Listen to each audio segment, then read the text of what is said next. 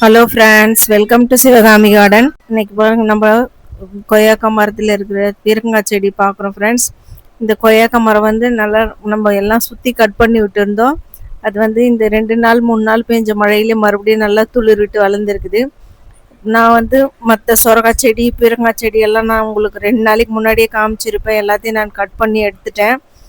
இந்த இந்த இங்கே இருக்கிற செடிகள் மட்டும்தான் இருக்குது.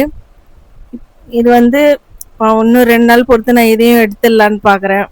பூ வச்சிருக்குது அதில், அதனால் எனக்கு மனசு வரல இதை கட் பண்ணி எடுக்கிறதுக்கு. இந்த நவ மரம் வந்து இன்னும் நல்லா பெரிய பெரிய கலையாக ஃபுல்லாக சுற்றி மூடின்னு இருந்துச்சு. இதையும் நான் கட் பண்ணி விட சொன்னேன். இதை கட் பண்ண பிறகு இப்போ புது துளிர் வந்திருக்குது. நம்ம செம்பருத்தி செடியில் பாருங்க ஃப்ரெண்ட்ஸ், இன்னைக்கு 9 பூ பூத்துருக்குது. செம்பருத்தி பூ, நாட்டு செம்பருத்தி எவ்வளோ அழகாக இருக்குதுன்னு பாருங்கள். மரம் ஃபுல்லாக பூவாக தான் இருக்குது. இது நம்ம வந்து ஒரு 3 நாளைக்கு முன்னாடி தான் கட் பண்ணி போட்டோம். நீங்கள் வீடியோவில் ஷார்ட்ஸில் பார்த்துருப்பீங்க. செம்பருத்தி செடி, கனகாமர செடியெல்லாம் நான் கட் பண்ணி எடுத்துட்டேன். இது நம்ம மல்லிப்பூ செடியிலேயே நிறைய பூ பூத்துருக்குது. மல்லி அந்த செடி ஃபுல்லாகவுமே பூவாக தான் இருக்குது. செம்பருத்தி செடியிலையும் மல்லி செடியிலையும். சாமந்தி தான் இன்னும் அரும்பு வரலை. அது சின்ன சின்னதாக இருக்குது. அதை கட் பண்ணி விடணுமா என்னான்னு சொல்லிட்டு நான் யோசிக்கிறேன். கட் பண்ணி விட்டால் தான் அது அரும்பு வைக்கும் போல இருக்குது சாமந்தி செடியில்.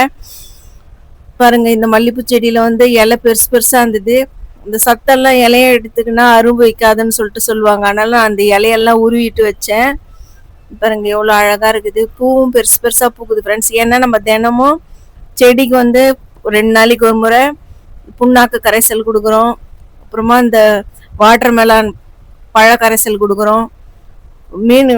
மீன் அமிலம் கலந்து கொடுக்குறோம் தண்ணியில். அரிசி கழுவுன தண்ணி, பருப்பு கழுவுன தண்ணி, இதெல்லாம் நம்ம கொடுக்குறோம்.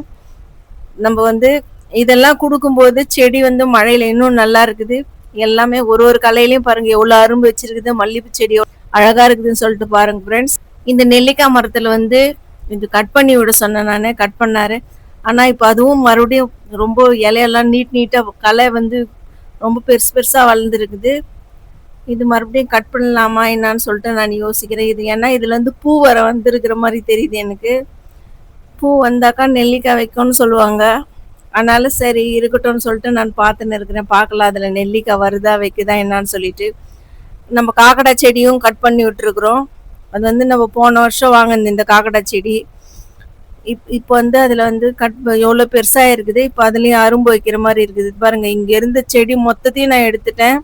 சொரக்காய் செடி, பீர்க்கங்காய் செடி மொத்தத்தையும் நான் கட் பண்ணி எடுத்துட்டேன் ஃப்ரெண்ட்ஸ். எனக்கு இந்த கொடி வகை காய்கறி வந்து எனக்கு செட்டேவே ஆக மாட்டேங்குது. பீர்க்கங்காய் வந்து 2 பீர்க்கங்காய் வச்சிச்சு, அதையும் அணில் காலி பண்ணிட்டு போயிடுச்சு.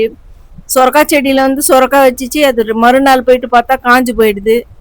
அதனால நான் மொத்தத்தையும் கட் பண்ணி எடுத்துட்டேன். இன்னைக்கு வந்து நம்ம செடிக்கு முருங்கைக்கரையை அரைச்சி அந்த தண்ணி எடுத்துன்னு வந்து நம்ம செடிக்கு ஸ்ப்ரே பண்ணின்னு இருக்கிறோம். ஏன்னா மழையிலும் சரி, இதுக்கு முன்னாடியே நம்ம செடியிலிருந்து அந்த வெள்ளைப்பூச்சி ஒரு செடியில் அப்படியே இருந்துன்னே இருக்குது. நம்ம என்னதான் ஸ்ப்ரே பண்ணாலும் அந்த வெள்ளைப்பூச்சி மட்டும் குறையவே மாட்டேங்குது ஃப்ரெண்ட்ஸ். நானும் அதுக்கு வந்து வேப்பம் புண்ணாக்கு போடுறேன், அந்த கடுகு பவுட்ரு போடுறேன், என்னென்னமோ தெளித்து பார்க்குறேன். அப்போயும் இது வந்து சோப்பு கரைசல் வந்து ஸ்ப்ரே பண்ணலான்னு சொல்கிறாங்க. அதுவும் நான் ஸ்ப்ரே பண்ணி பார்க்குறேன். புளிச்ச மோர் ஸ்ப்ரே பண்ணி பார்க்குறேன். எது பண்ணாலும் அது வெள்ளைப்பூச்சி வந்து குறைய மாட்டேங்குது. நம்ம செடியில் வந்து இந்த நாட்டு கனகாமரெல்லாம் நம்ம கட் பண்ணி எடுத்துட்டோம். பாருங்கள் எவ்வளோ அழகாக இருக்குதுன்னு சொல்லிட்டு. இந்த ஆரஞ்சு கலர் கனகாமர செடியில் வந்து இன்னும் பூ அடங்கலை. அதனால நான் அதை அப்படியே விட்டு வச்சிருக்கிறேன் கட் பண்ணாமல். இந்த கத்திரிக்காய் வந்து நான் பெரிய பெரிய கத்திரிக்காய் செடியிலேருந்து கட் பண்ணி சின்ன சின்ன கட்டிங்ஸாக நான் வச்சுருந்தேன். அதுவே இப்போ 4-5 கத்திரிக்காய் செடி பெருசாக வளர்ந்துருக்குது. நான் அது உங்களுக்கு காமிச்சிருப்பேன், வீடியோவில் பார்த்துருப்பீங்க நீங்கள். நம்ம சம்பங்கி கலையில் பாருங்கள் ஃப்ரெண்ட்ஸ், முந்தினேற்று வந்து 3 கலையில் அரும்பு வந்துருந்தது. இன்றைக்கி வந்து 4ஆவதும் வந்துருக்குது. இந்த மாதிரி தொட்டி நிறைய சம்பங்கி பூவாகவே இருந்தாவே எவ்வளோ அழகாக இருக்கும்னு சொல்லிட்டு. ஏன்னா ஒரு பூ பூத்தால அது ரொம்ப வாசனையாக இருக்குது. நம்ம கார்டனில் வந்து 3-4 தொட்டியில் சம்பங்கி செடியே இருக்குது. அதில் வந்து நிறைய பூ வைக்கும்போது ரொம்ப நல்லாயிருக்கும். அரளி செடியில் வந்து 3-4 கலையில் வந்து இப்போ அரும்பு வச்சிருக்குது. பாருங்கள் எவ்வளோ நிறைய பூ. இது வந்து நம்ம 2 காலை தான் பார்த்துருப்பீங்க போன வருஷம் வீடியோவில். இன்னைக்கு நம்ம கார்டனில் இவ்வளோ தான் ஃப்ரெண்ட்ஸ். இந்த வீடியோ உங்களுக்கு பிடிச்சிருந்தா லைக் பண்ணுங்கள், ஷேர் பண்ணுங்கள், கமெண்ட் பண்ணுங்கள், சப்ஸ்கிரைப் பண்ணுங்கள். Thank you friends.